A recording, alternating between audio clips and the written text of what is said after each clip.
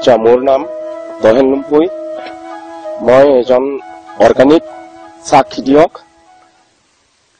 এওঁলোকে গুৱাহাটীৰ পৰা আহিছে মোৰ চাহ গ্ৰীণ টিটো খাই ভাল পায়। এওঁলোকে মোৰ চাহ বাগানটো চাবলৈ আহিছে। লগতে মোৰ যিটো মই যে চাহ অৰ্গানিক গ্ৰীণ টি যে বনাওঁ, হেণ্ডমেড অৰ্গানিক গ্ৰীণ টি মই বনাওঁ ৰোলিং কৰি, এওঁলোকে এইটো চাবৰ কাৰণে আজি আহিছে।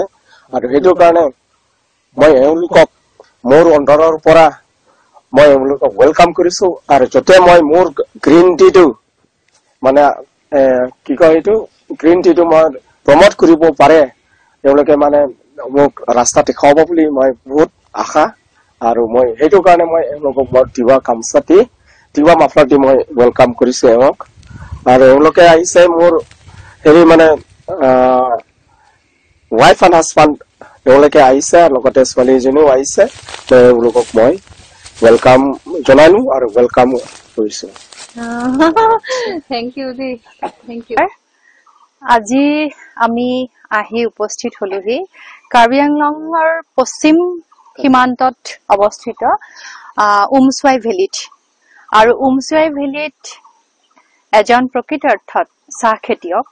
আজি বহু বছৰৰ পৰা তেওঁ চাহ খেতিৰ লগত জড়িত।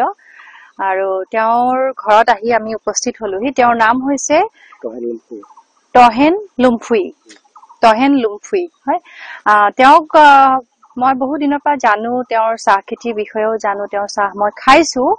আৰু মই মনত আচলতে এটা ভাৱ পুহি ৰাখিছিলো, যিহেতু আমাৰ বনফ্ৰেছ এথেনিক হাব বুলি গুৱাহাটীৰ 6 মাইলৰ আমতলত এখন বিপণী আছে। আৰু মই আগতেও এই কথাটো কৈছো, বহুত ক্ষেত্ৰতে মই আচলতে থলুৱা যিসকল ব্যৱসায়ী, যিসকলে বহুত কষ্ট কৰি ঠন ধৰি উঠাব পাৰিছে বা কিছুমানে হয়তো নোৱাৰিছেও, সেইবোৰ চেষ্টা অব্যাহত ৰাখিছে, তেওঁলোকক এটা সুবিধা দিবলৈ মই সদায় প্ৰয়াস কৰি আহিছো।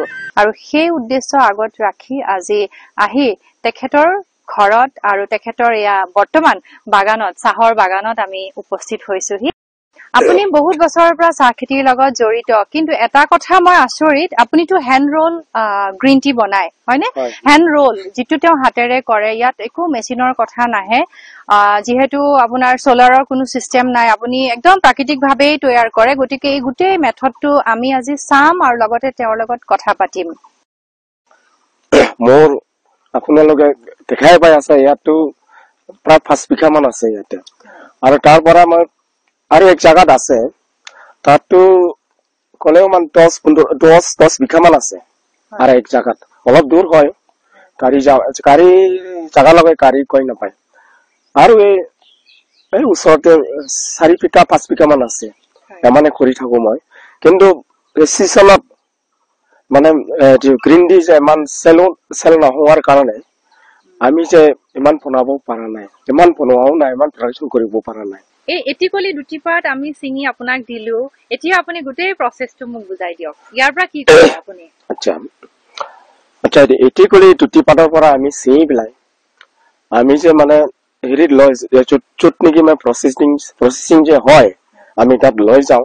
লৈ পেলাই আমি গৰম পানী, পুৰা উতলি থকা গৰম পানীটোত 30 ছেকেণ্ড দি দিওঁ, তাৰপিছত উঠাই দিওঁ।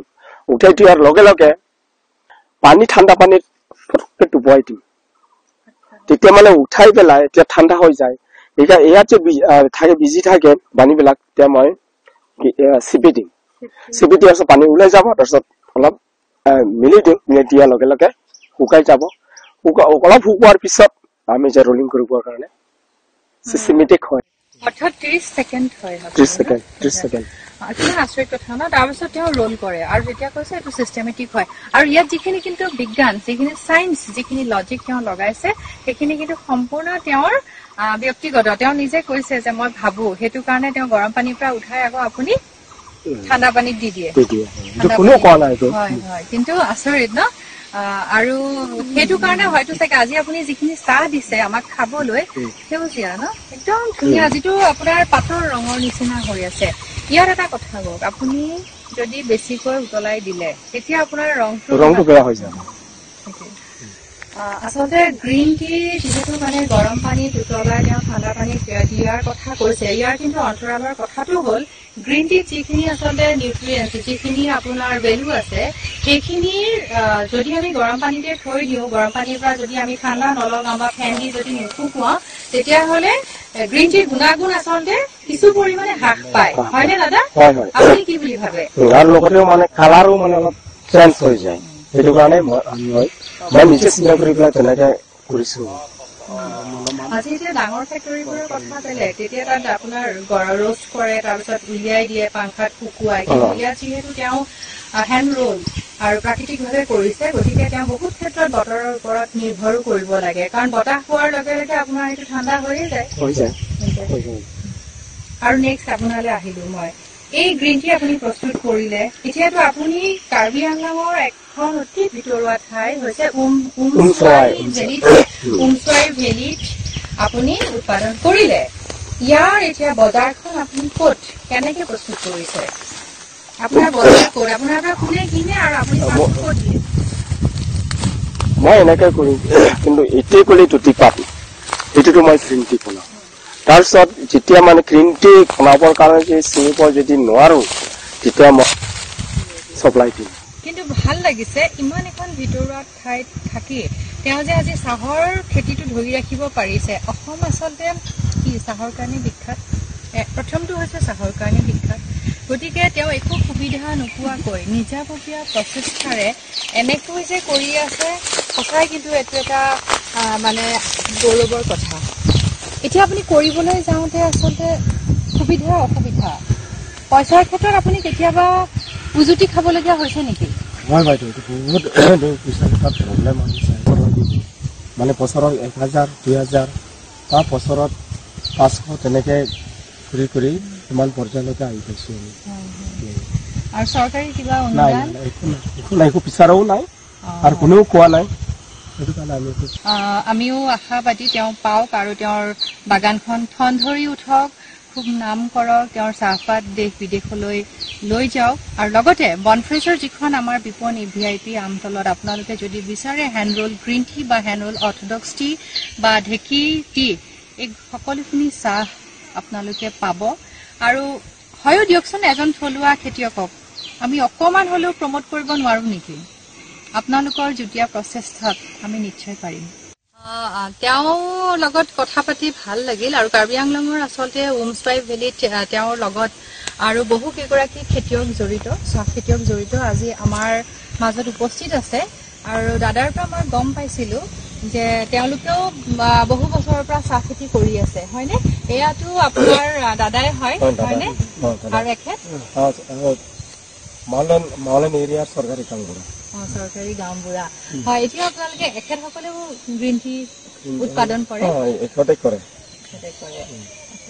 এখেতে আজিলৈকে কৰা নাই, গ্ৰীণ টিটো কৰা নাই, হেৰি আপুনি যে কৈছিল টিকি চাহটো বনাই পেলাই কিছুমান ওচৰা ওচৰি গাঁৱৰ বিলাক মানে 20 টকা 30 টকা বা 1 কেজি তেনেকে দি আছে। এতিয়া গ্ৰীণ টিও বনাই, টিকি টিও।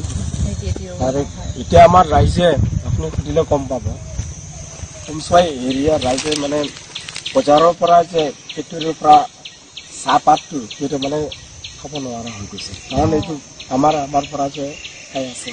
কালি পাইছো আমি দিব নোৱাৰাৰ কাৰণে গালি খাইছে, মানে ডিমাণ্ড বাঢ়ি গৈছে কিন্তু চাপ্লাই দিব পৰা নাই কাৰণে তেওঁ কৈছে গালি খাইছে। এইটো মানে ঢেঁকীত বনোৱা চাহ হয়।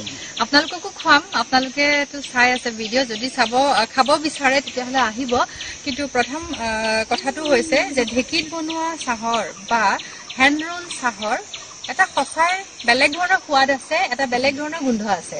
আৰু সেই চাহটো খোৱাৰ পাছত কিন্তু আপোনালোকে বেলেগ চাহ কিন্তু খাব নোৱাৰে। আৰু তেওঁৰ লগত এই দুগৰাকী খেতিয়ক, চাহ খেতিয়কৰ লগত কথা পাতি মই এইটোৱে গম পালো তেওঁলোকে কৰি আছে আৰু খুব মানে এনেকুৱা আৰু থলুৱাভাৱে কৰি আছে। সেই উপযুক্ত আচলতে বজাৰখন আপোনালোকে পোৱা নাই, কিন্তু পাব, অদূৰ ভৱিষ্যতে নিশ্চয়কৈ পাব উপযুক্ত বজাৰখন। আৰু আমিও আশাবাদী আপোনালোকৰ এই যিখিনি চাহিদা আপোনালোকে চাহিদাখিনি পূৰণ কৰিব পাৰিব।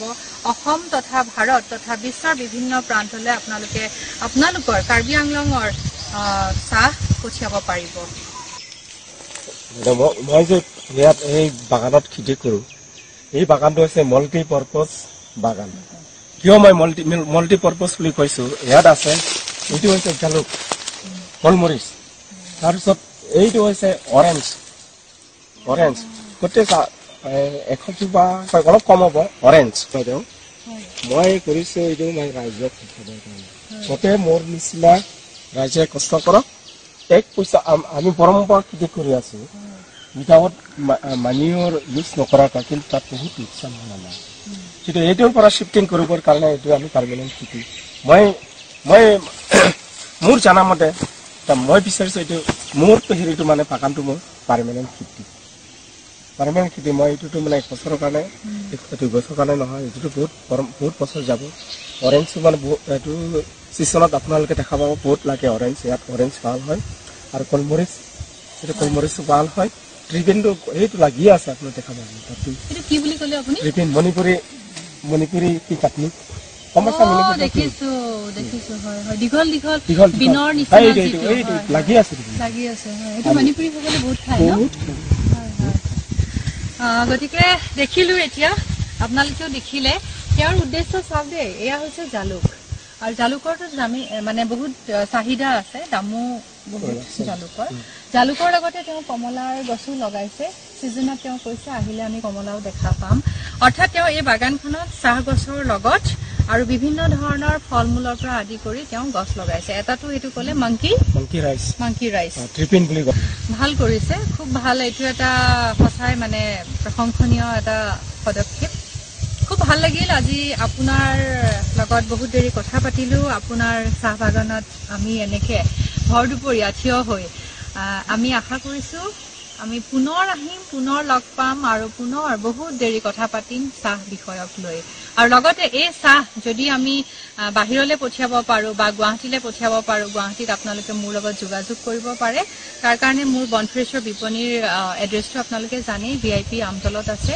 দাদাৰ চাহ মোৰ দোকানত মোৰ বিপণীত উপলব্ধ হ'ব ঢেঁকী চাহ লগত hand roll organic green tea আৰু লগত অৰ্থডক্স টি চাই থাকিব বনশ্ৰীজ ৱাণ্ডাৰিং মাইণ্ডছ ধন্যবাদ